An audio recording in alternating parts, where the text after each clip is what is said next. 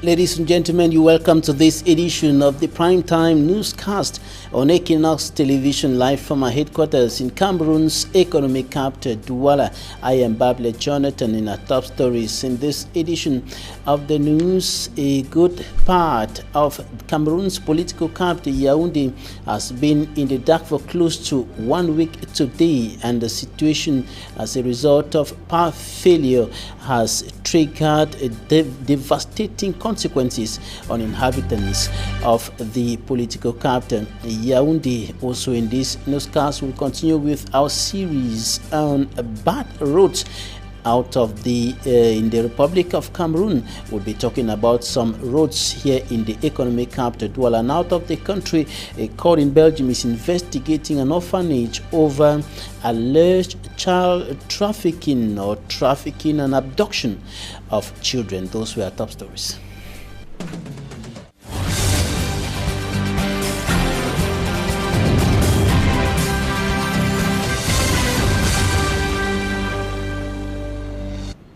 Some inhabitants of the nation's political capital, Yaoundé, have gone without electricity for close to a week now.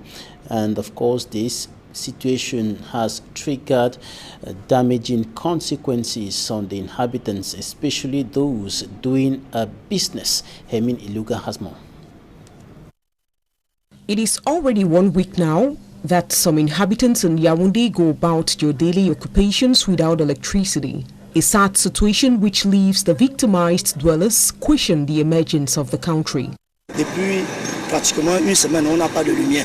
Et on veut être... Since 1 week we don't have electricity, how can we emerge without electricity for 1 week? Pendant une semaine c'est trop, c'est pas bon. Be it at Melen, Obili, amongst other neighborhoods impacted, the dwellers have taken on other survival means. Blending machines, which can't operate without electricity, has left housewives rely on grinding stones. At my age, I now use a grinding stone. I'm not used to. All my body is in pains.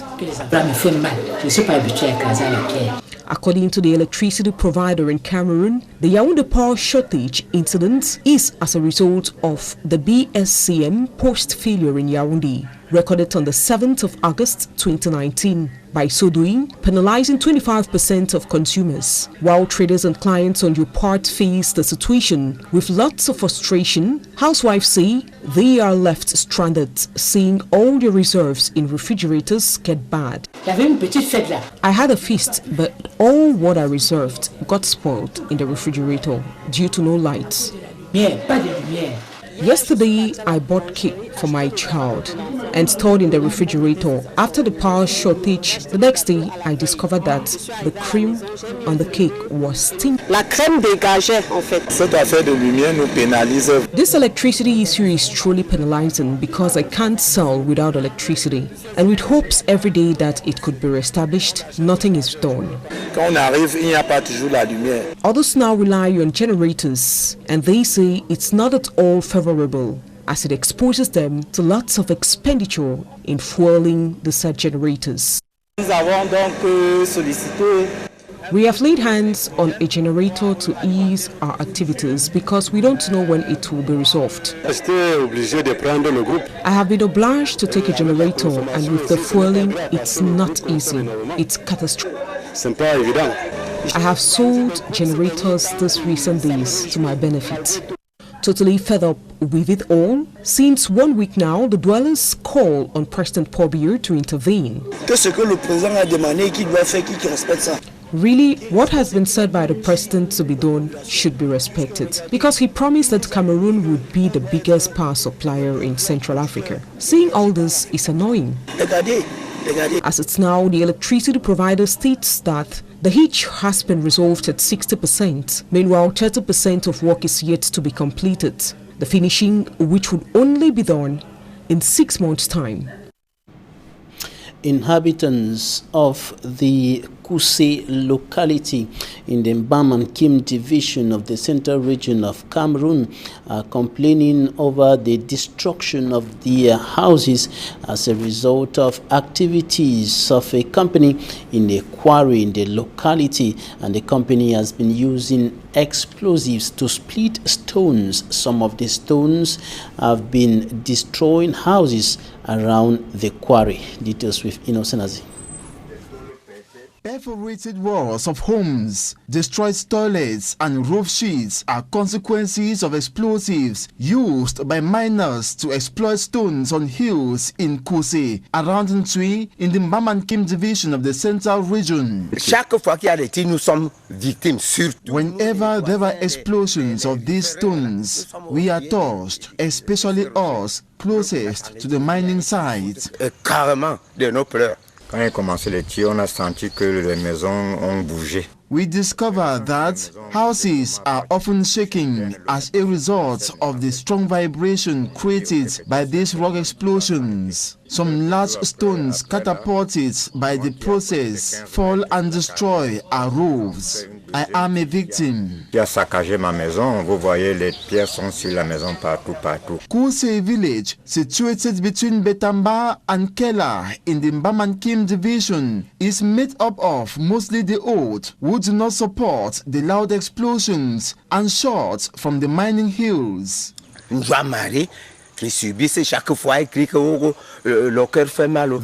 who suffer from heart attack die from the shocks. Her mother is indoors for fear of the loud sound and falling rocks. On the foot of the mining hill, not only the living suffer, the dead lie restless in their graves. On est dépassé que le paysan ne peut plus rester en paix. They are victims of the vibration and rockfall.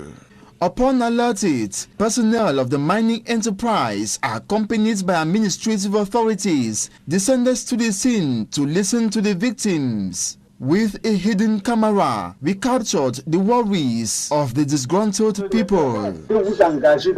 They question if the stone miners want us to see all of them die before approaching. They also suggest if the enterprise wants, it can settle them by purchasing their homes, so they go constructing elsewhere such that they continue their mining activity with ease. Mais nous qui subissons des coups, nous n'avions tous les jours, il faut transporter toutes les vieilles mamans et les vieilles mamans qu'on transporte en tremblant, même pas une bouteille d'eau pour manger. Situated a stone throw from the stone mining site, this secondary school in Kuse could also be victim of this hazard barely 2 weeks to the 2019-2020 academic year.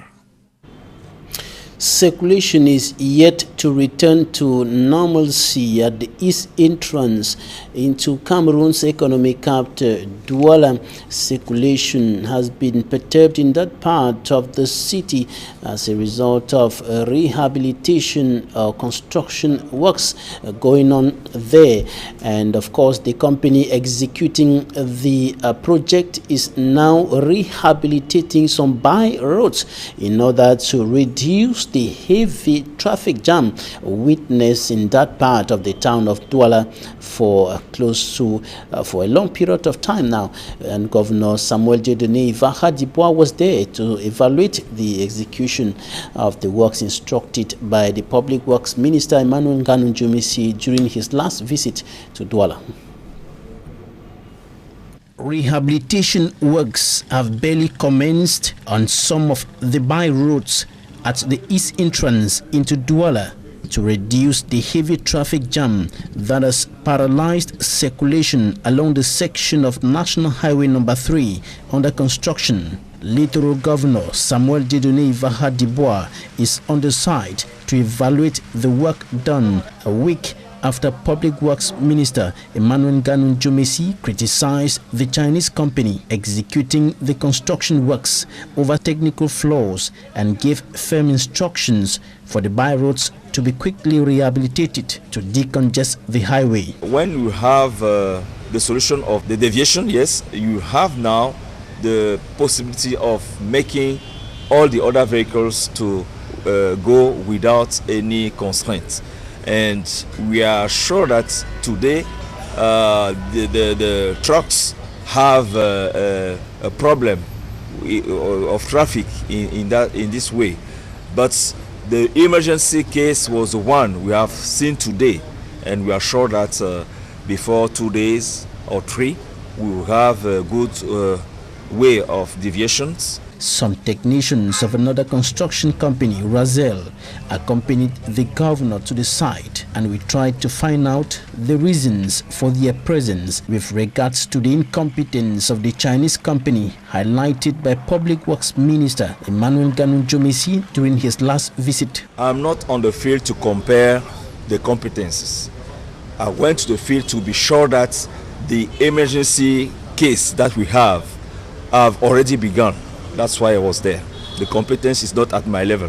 Meantime, circulation has slightly improved here following the ban on the circulation of heavy-duty trucks from 5 a.m. to 9 p.m. by Wuri Prefect Joseph Mache Bertram. Coming up, we continue with our series on the bad state of several roads in Cameroon's economic capital, Douala. We are taking you to the Douala 5 municipality, where there are some roads leading to hospitals like the General Hospital and the Bedi District Hospital, which are in a very deplorable state, further complicating access to those health amenities. For me, Armstrong Sander reports. At a time when the governor of the Lithwa region is inspecting the rates of advancement of works on deviation path on the east entryway into the city of Douala, inhabitants of the economic capital Douala continue to pay the heavy price of the poor rehabilitation of streets within the city. Already inaccessible during the dry season, the coming of the rains have transformed streets in Douala into water paths. In the Douala 5 municipality, 2 reference hospitals are inaccessible as a result of the very bad state of the road. The health establishments concerned are the Douala General Hospital and the Cité de Palmier District Hospital. Users from Carrefour Cité in Cité de Palmier are compelled to do some gymnastics to be able to go across the dilapidated path. At the Bedi Haute Tension, the scenario is the same.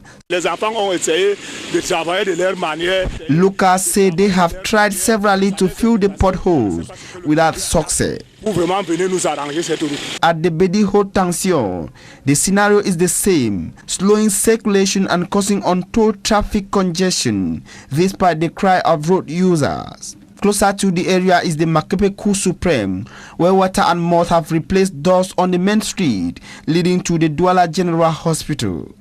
Vehicle owners, motorbike riders and those trekking go the risk each time they pass by Makepe Cour Supreme. Few meters away from Makepe Cour Supreme is the Paco Vita nightmare. He says seawalls was used to fill the potholes few days ago, but the stretch has gone back to its initial pathetic state. Dans l'ambulance de l'hôpital général même, la voiture est calée dans le trou, il est mort. Just like this part, several other streets in the city of Douala are in a very pathetic state. Road transporters in the Republic of Cameroon are threatening to go on strike over a series or a plethora of problems plaguing their activities, notably in major cities and across the borders. And they are saying that if government does not look into their plight, they will pack their trucks, they will pack their vehicles, and circulation will be paralyzed. Greater details in this extract of Nju George Nga. He is the National Vice President of the Union of Road Transporters Syndicates. Take a listen. There will be a strike action on the 21st of this month because we have many problems that are disturbing us. We have been writing to the government, the officials in charge, that they should see the measures that they can put us to dialogue so that we can solve these problems. But nothing has been done. They have silenced us, they have never put us to dialogue. That's why we maintain our strike action come Monday, August. Until when? We don't have any vehicles. If you go outside there, you cannot more identify a taxi and a non-taxi, because all are doing transport. Meanwhile, they don't have the right to do transport because they don't pay documents. Others cannot pay documents, and then others will work. That is injustice. And we have salaries for our professional drivers. Their salaries, they don't actually have salaries. And those who have something little, we want that their salaries should be increased. And we also have this problem of CMPS. Our drivers are not affiliated in CMPS. You know, a professional driver is doing a work that concerns risks. In case of accident, the driver will not be covered. That will be all about the driver and the family, because nobody will be there to take care of for the family in case of accident. So CMPS have to cover. A court in Belgium is investigating an orphanage for alleged abduction and trafficking of children from the Democratic Republic of Congo, and the children were brought to Belgium and adopted by families who had been told that they were orphans. Years later, DNA tests have proven that in some cases they are not, and the Belgian public prosecutor had strong indications that the biological parents of a number of Congolese children adopted in Belgium were still alive. Up next, Talking Point.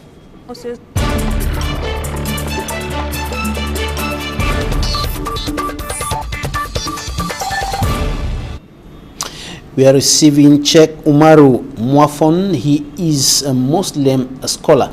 You're welcome. Thank you so much.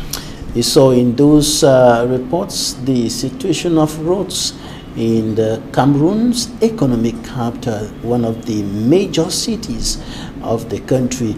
Roads are in very deplorable states almost in all parts of the city. What do you think about this? Alhamdulillah, wa salatu wa salamu ala nabiyyina Muhammad wa ala alihi wa sahbihi ajma'in wa sallam. Wa ba'd, assalamu alaikum wa rahmatullahi wa barakatuhu. As everybody, I'm seeing that many roads are very, very devastated, and through this we call upon the government to do something in order to preserve good route in our city, in our city town. Government should do something. Yes.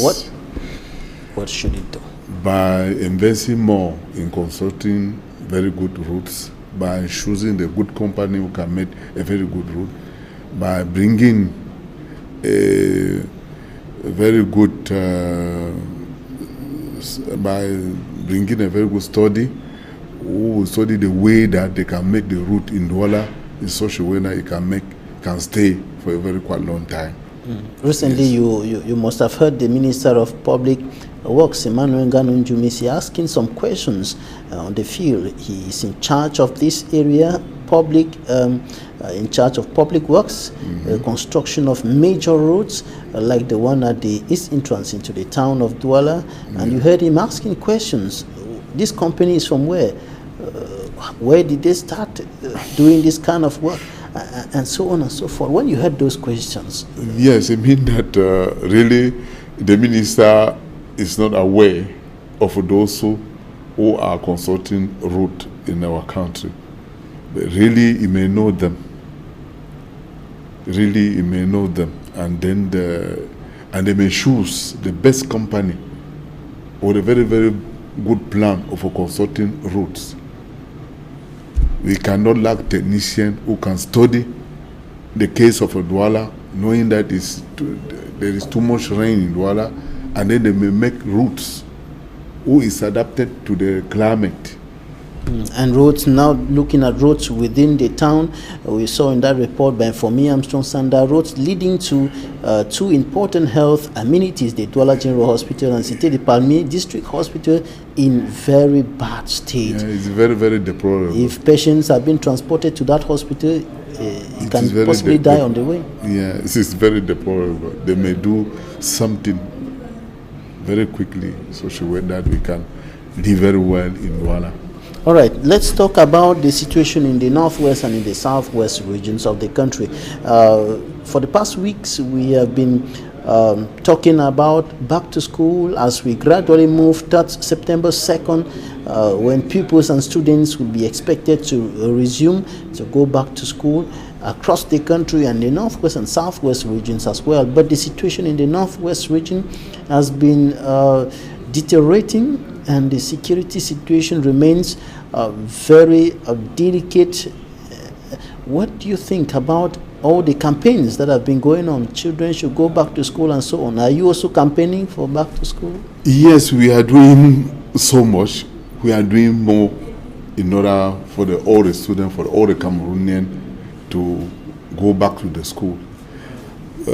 During the Feast of Sacrifice, we listened very well to the sermon of Sheikh Ibrahim Mubarak, the Imam, and then through his speech, he said something concerning the Northwest and Southwest crisis.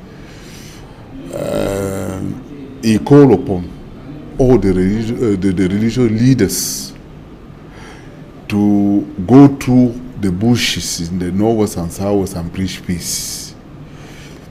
And this makes us to understand that the previous measures who have been taken by the government, we are not seeing the effect on the field.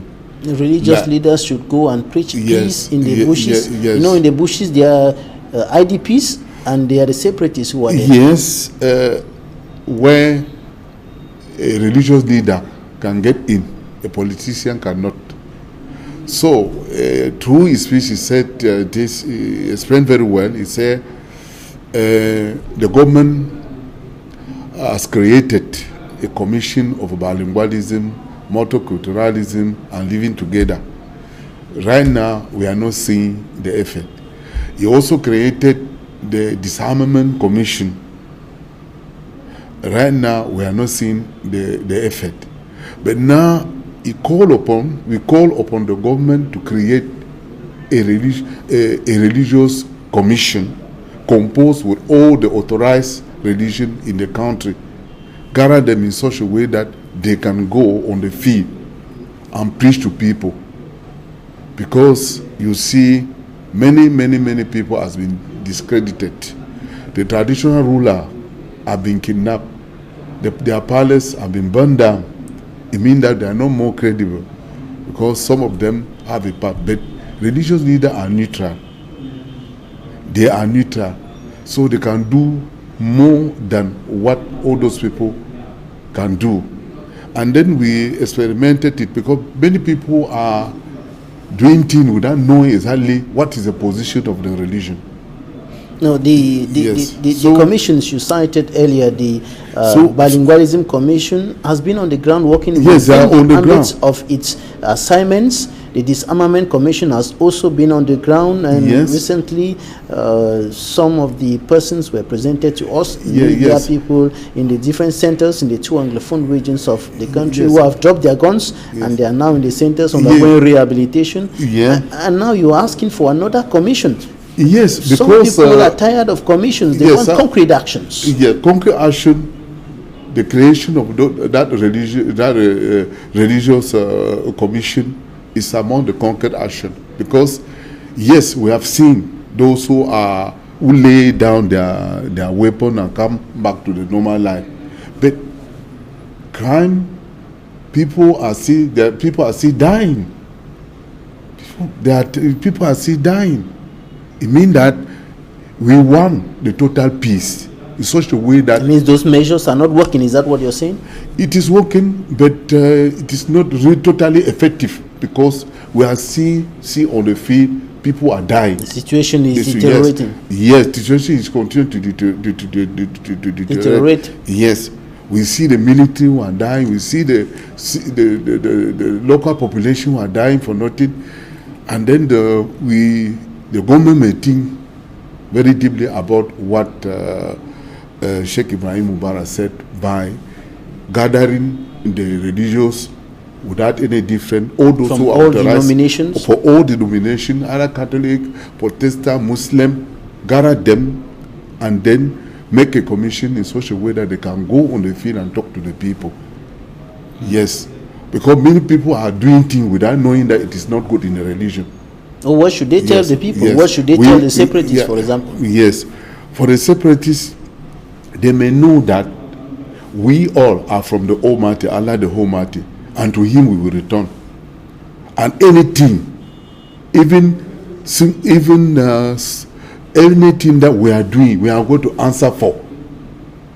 Any human being that we are killing, we are going to answer for. The world is created by the Almighty, and the Almighty is aware.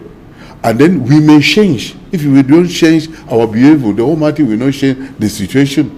By changing our behavior, we must first and foremost obey to all the authorities, because they are from the Almighty. From the high level to the smallest level, we may obey to the authority, those who are there to lead us. Yes, and then also we may avoid tribalism. We are seeing these days. We are seeing that tribalism is going on. Tribalism have been there, but it's going on inside the country and abroad in the diaspora group. You understand? People transform. There are tribalism, and then there are many people who are thinking that if this man is not there, they will not have any privilege. Any facilities. The authorities have been accusing the separatist fighters of committing atrocities, and that's probably why you're saying that this message of peace should be brought to them. Yes. But the military also have been accused by the population and NGOs and so on, international NGOs, of committing atrocities in the territories. So the religious leaders, what would they be telling the military? There is exaggeration in the two sides. So the religious leader can go to the military and preach to them.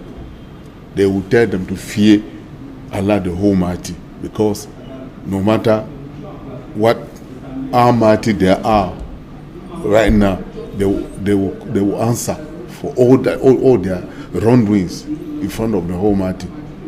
And then they will also say to the separatists that Allah subhanahu wa ta'ala did not like separation. Allah says in the Holy Book, وَأَتَسِمُوا بِحَبْلِ اللَّهِ جَمِيعًا وَلَا تَفَرَّقُوا. So hold the rope of Allah, don't divide. So the division is the heart of Shaitan, the heart of Satan.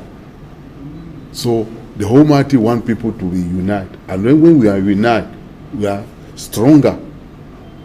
And then in our tradition, they used to say that a simple finger cannot remove meat from the pot. So when we are united, we can do something. So separation, it is not. Allah did not like division. Now we are a few weeks to September 2nd. Yes. When the 2019-2020 academic year will start. Can what you're saying now create an enabling environment for pupils and students to return to school in a safe atmosphere? By stopping the children to go to school, it's a very, very dangerous situation, because from 2016 or to today, there is a generation of illiterate people who will be helpless, who will be blind, who cannot see. And then those who are manipulating people, those who want Cameroonian to be dying or to stay indoor without going to school, they want all our country to be so, in such a way that they can come and then exploit our natural resources without having anyone who will open his heart. So it is not a good thing for the separators to keep children in the house. So by doing what we are doing, we may permit to all the children to go back to school. What is making it difficult or impossible for children to go to school in many parts of the northwest and the southwest regions? It's not only about the separatists, but it's about the confrontations, the gun battles between the separatists and the military. Yes, it is really a deplorable situation, but we may do. I know that the government have been doing a lot. The government have been doing a lot in order to solve the problem. I know many schools who have been authorized without fulfilling all the conditions, because those schools belong to those who are how do you call it, displaced? The IDPs, the internally displaced persons. Yeah, the displaced person.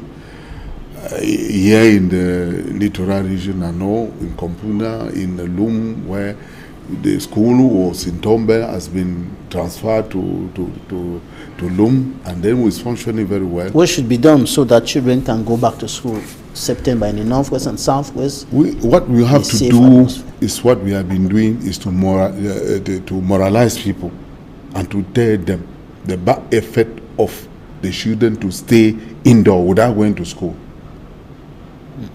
And then the government? And then the government must do must do all its best to secure the schools and to make it such a way that any place where people have been displaced can go to school without any problem. All right. Yes. You have a last word before we go? So the last word is to pray Allah the Almighty to bring peace in Cameroon, to protect our country, and to make it such a way that we can come back, we can abandon the weapon and come back on the table for the dialogue. Yes. All right, Sheikh Umaru Muafon, Muslim scholar, thank you for your time. Okay, thank you so much, Mr. Jonathan. Thanks, ladies and gentlemen, for staying with us. That's it for today.